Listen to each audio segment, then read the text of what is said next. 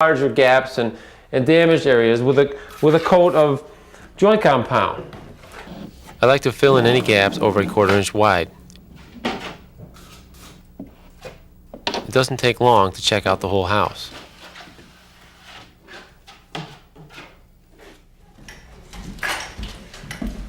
Okay, so we finished attaching all the drywall. Now the next step is to start the taping process. One of the main purposes for taping is to cover all joints and inside corners. Any place where the panels have butted into each other has to be covered with taping and joint compounds to strengthen the seam and to help hide the seam.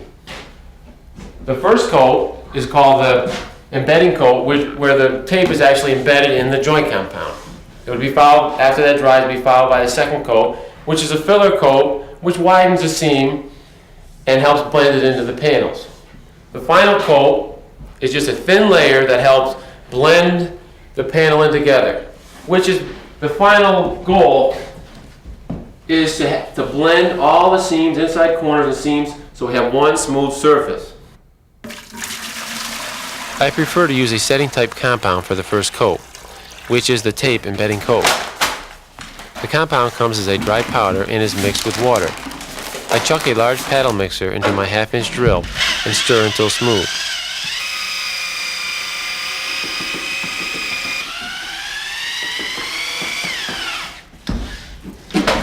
I'm going to let the joint compound set up for a minute, and while I'm waiting for that, I'm going to apply my mesh tape, self-adhesive mesh tape.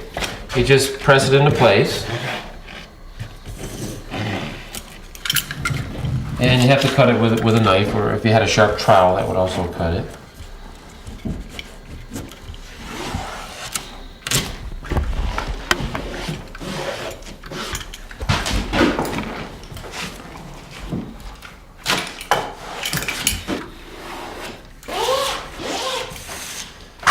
While you're applying the mesh tape, you come across an electrical box.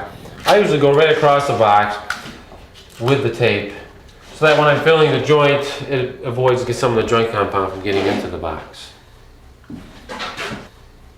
A minute or so is going by, so now I'm going to remix the joint compound.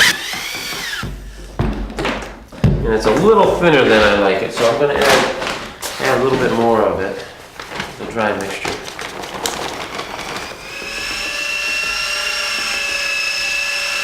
The consistency should be easy to work with, but not so thin that it will fall off my trowels.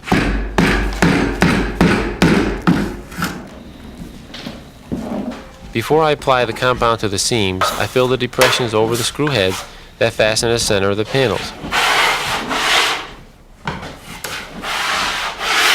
I cover these screws in strips rather than individually because it is faster and easier to sand smooth later on.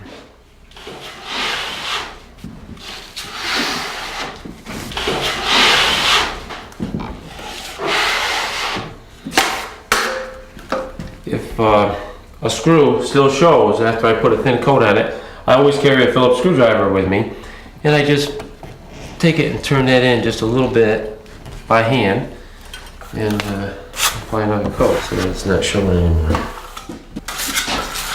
Now I'm going to embed the mesh tape in the joint compound. I use a 6-inch taping knife to apply a even layer of joint compound to the entire seam. Now once that's been applied, I take my 14-inch bevel trowel and I just run it along the seam, along the center of the seam, to smooth out the joint compound. This is the first coat, so it doesn't have to be perfect, but I've kept the edges beveled and a nice smooth surface. And then I'll hit the other little seams here with a coat of joint compound.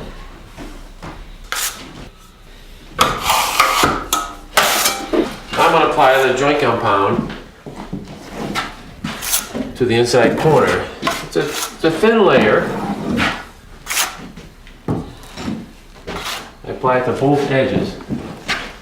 The important thing to remember here is to keep it smooth, but it can't be so thin that you can see through the joint compound and see the the drywall surface. It has to be, drywall surface has to be completely covered with joint compound.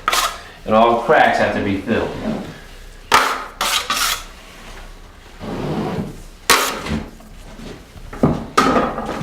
On all inside corners, I use the pre-creased paper tape. It already has a slight crease in it, and I just pull it between my fingers as I'm pulling it off the tape holder. Stick it up into the upper part of the corner and press it into place. I don't press it in the entire length, I just press it in like every 18 inches or so. When you get to the bottom, I just tear it off with my hands and push it into place. But as I was pushing it into place, I was pulling it tight, so it's not a lot of wrinkles, it's not really loose. Okay, now I'll take my 6-inch taping knife and press the paper into the joint compound. Putting quite a bit of pressure on it, cleaning off the joint compound so that I don't have an excess amount still along the edge.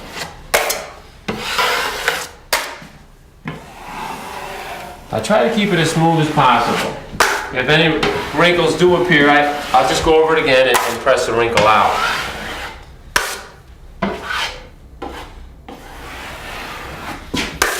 And before I leave this corner, I want to straighten out any excessive trowel marks that I've left.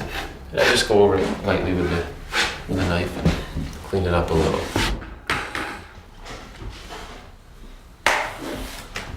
Now I'm going to put a coat of joint compound on the metal outside corner. If there's a seam intersecting with that corner, I'm going to put the first coat on both things at the same time. I'm just using my 6-inch knife and going 4 or 5 inches wide with a consistent layer of joint compound.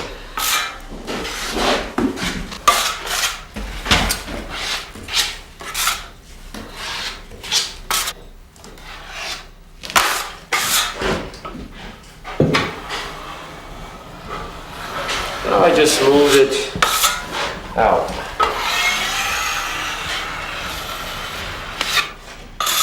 This is the first coat, and it doesn't have to be real smooth. The most important thing to remember here is to keep the corner bead, the very outside edge, clean. I don't have a real heavy buildup, I don't have any buildup at all really on that edge. You can still see the very edge of the corner bead. And I'm just touching it up a little bit. Here's an example of a metal outside corner that doesn't have a intersecting seam, and you'll see that's a little easier to apply the first coat to. I just take my 14-inch trowel and go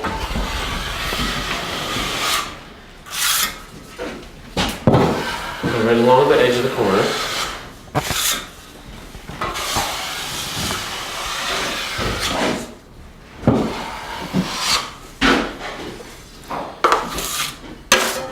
And I have a lot of excess that's on that very outside edge. Now I'll just take my knife and clean that off. I prefer to use the mesh tape when taping these seams because it's faster and it's pretty much foolproof. But another way to do it is to use a paper tape, which is quite popular and perfectly acceptable. But in order to embed the paper tape, you have to apply the joint compound to the seam first. A nice thin, even layer with no dry areas.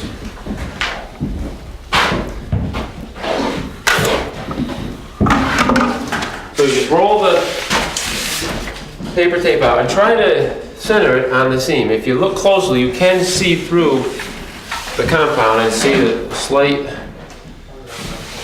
indication of where the seam actually is. Notice how I'm not pushing it right into place. I'm keeping it pulled tight and I'm pressing it in like every 2 or 3 feet.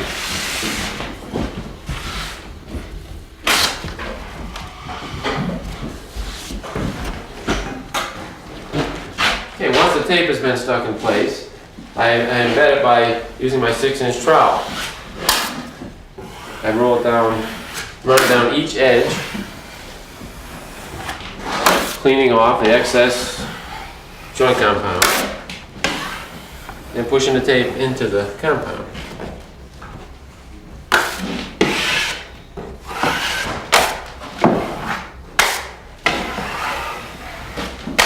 It should be pretty much wrinkle-free, and the edges should be tapered.